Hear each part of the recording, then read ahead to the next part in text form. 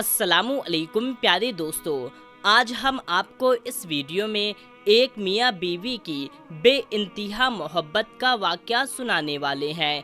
हामिला औरत ने अपने शौहर की कब्र पर जाकर एक बच्चे को जन्म दिया और अल्लाह ताला के हुक्म से जो हुआ उसे सुनकर आपके आंखों में आंसू आ जाएगा। दोस्तों, ये बात शौहर और बीवी के लिए सुनना बहुत ज़्यादा ज़रूरी है, वो ऐसी मोहब्बत को जान सकें, क्योंकि आजकल मियाँ बीवी में ना इत्तेफाकी बर्बादी का सबब बन रही है। दोस्तों, ये वाक़या हमारे करीब के एक देहात का है। एक नौजवान जिसका नाम साजिद था, वो अमीर नहीं था, उसकी शक्ल आम थी और अकल भी आम सी थी। तालीम भी उसके पास नहीं थी। उसकी एक खूबसूरत कज़न थी जिसका नाम सलीना था। उस नौजवान ने कहा, मैं अपनी इसी कज़न से शादी करना चाहता हूँ। फिर माँ बाप ने भी इस पर जोर दिया। लड़की ने भी हाँ कर दी और निकाह हो गया, शादी हो गई। अब उसकी रुखसती भी हो गई। जब उसके पास जाकर उसकी बीवी रहने लगी तो उसे पता चला कि ये तो पक्का जाहिल है। वो सोच में पड़ गई, इसकी ना तो शकल अच्छी है, ना इसके पास अकल है, जिंदगी कैसे गुजारेगी। उस नौजवान को नापसंद करना शुरू कर दिया, मगर खामोश रही। शादी के 4 दिन के बाद आमतौर पर दुल्हन अपने माँ बाप के घर जाती है, वो भी अपने घर चली गई। उसके दिल में ये बात थी कि अब उस घर में वो कभी वापस नहीं आएगी, लेकिन उसने इस बारे में अपने घर में बात नहीं की, क्योंकि ये उनका करीबी का रिश्ता था। वो अपने शौहर के साथ जाने लगी। उन्हें एक गांव से दूसरे गांव जाना था। रास्ते में उसने अपने शौहर से कहा, मुझे प्यास लगी है, करीब एक कुआं है। शौहर अपनी गठरी रखी और कुएं से ढोल के जरिए पानी भरने लगा। बीवी के दिल में शैतान ने ऐसी बात डाल दी कि उसने अपने शौहर को पीछे से कुएं में धक्का दे दिया।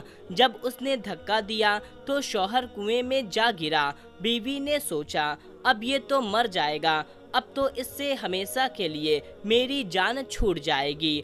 अब वो वापस अपने माँ बाप के घर चली गई। उनके पास जाकर रोना धोना शुरू कर दिया कि मेरा शौहर मुझे बैठाकर कहीं चला गया है। मैं काफ़ी देर तक उसका इंतज़ार करती रही। मुझे डर सी लग रही थी, और वहाँ पर अगर कोई गैर मर्द आ जाता तो मेरा क्या होता। मेरी जान और इज्जत दोनों का खतरा था। वो बड़ा बेपरवाह सा आदमी है, इसलिए मैं घर वापस आ गई। ये सुनकर माँ बाप को बहुत गुस्सा आया कि उसने हमारी बेटी को इस तरह से लवारिस छोड़ दिया और खुद कहीं चला गया। वो कैसा बेवकूफ़ इंसान है। दोस्तों, आप उधर की बात सुने। जब शौहर पानी में गिरा तो उसने हाथ पैर मारे तो उसका हाथ उस रस्सी से पकड़ गया जिससे उसने डोल को नीचे डाला हुआ था। उसने रस्सी को मजबूती से पकड़ लिया और डूबने से बच गया। काफ़ी देर के बाद उसने हिम्मत की और आहिस्ता आहिस्ता रस्सी को पकड़ के ऊपर चढ़ता गया और बाहर निकलकर देखा कि उसकी बीवी वहाँ पर मौजूद नहीं है। फिर उसने सोचा, अब मैं क्या करूँ। उसने दिल ही दिल में कहा, मुझे भरोसा नहीं था कि मेरी बीवी मेरे साथ ऐसा करेगी, पर कोई बात नहीं है, दोबारा उसे लेने चला जाता हूँ। शायद वो बदल जाए, वो ससुराल से घर आ जाए। मेरे कपड़े सूख चुके हैं। जैसे कि वो ससुराल में दाखिल हुआ और उस लड़की के वालिद ने उससे बहुत जली कटी उसे सुनाई और कहने लगा, कैसा बेवकूफ़ इंसान है तू। तूने हमारी बेटी को अकेले जंगल में छोड़ दिया और खुद कहीं चला गया।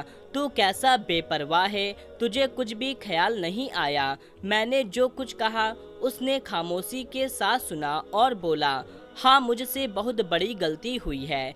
बहरहाल आप अपनी बेटी को मेरे साथ भेज दें, क्योंकि मुझे घर जाने में देर हो रही है। जब उन्होंने देखा कि वो बहुत ज़्यादा शर्मिंदा हो चुका है और उसे अपनी गलती का एहसास है, तो उन्होंने बेटी से कहा, कोई बात नहीं बेटी, अब तुम इसके साथ चली जाओ।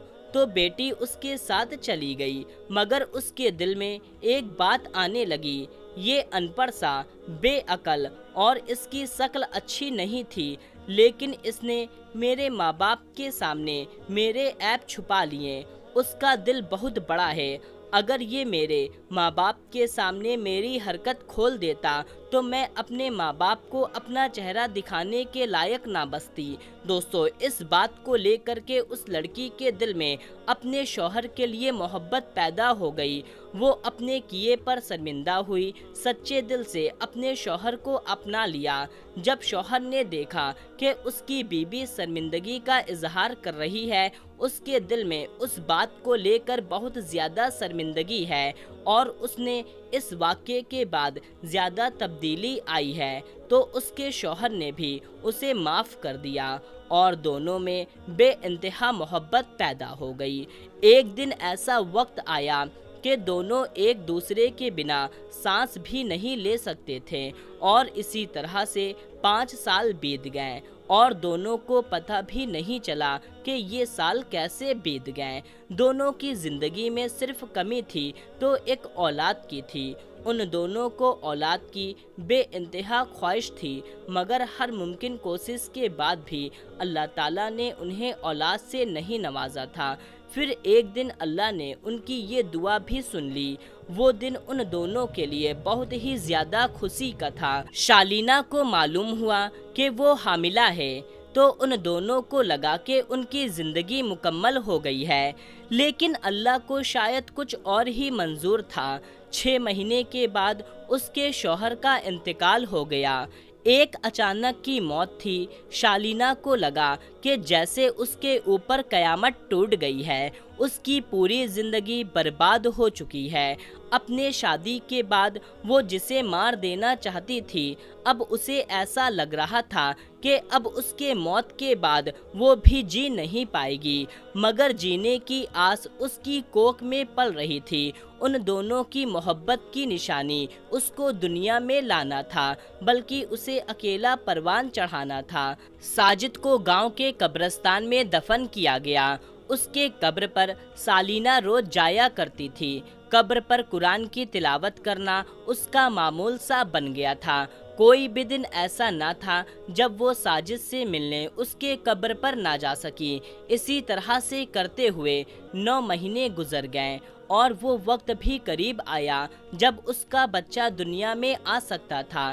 ایک دن ایسا ہوا جب سالینا ساجد کے قبر پر قرآن کی تلاوت کر رہی تھی کہ اچانک اسے شدید درد ہوا اور قبر کے پاس وہ گر گئی اور مدد کے لیے پکارنے لگی، مگر قبرستان میں دور دور تک کوئی دکھائی نہیں دے رہا تھا جو اس کی مدد کر سکتا۔ درد کی شدت سے اس کی آنکھیں بند ہونے لگی، جیسے اسے موت نظر آ رہی تھی۔ اتنے میں کسی نے اس کا ہاتھ تھاما۔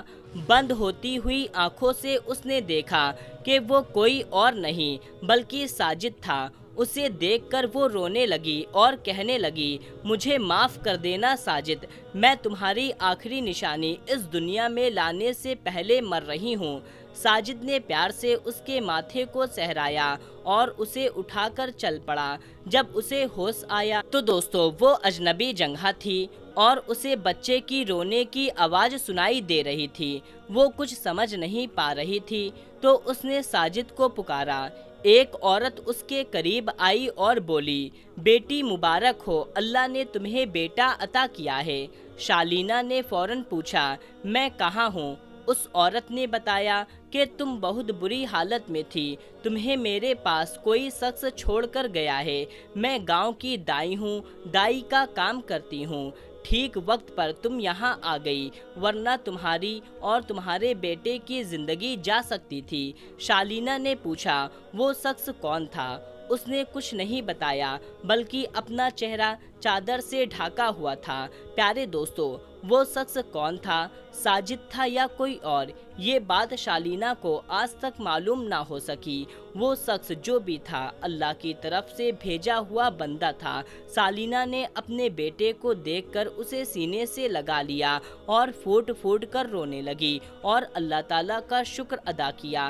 لیکن دوستو، سالوں بیت گئے لیکن شالینا نے ساجد کی قبر پر جانا نہیں چھوڑا۔ ساجد کو بھلا نہ پائی، اس نے دوسری شادی نہیں کی، وہ خوش ہے۔ साजिद की निशानी उसका बेटा उसके साथ है।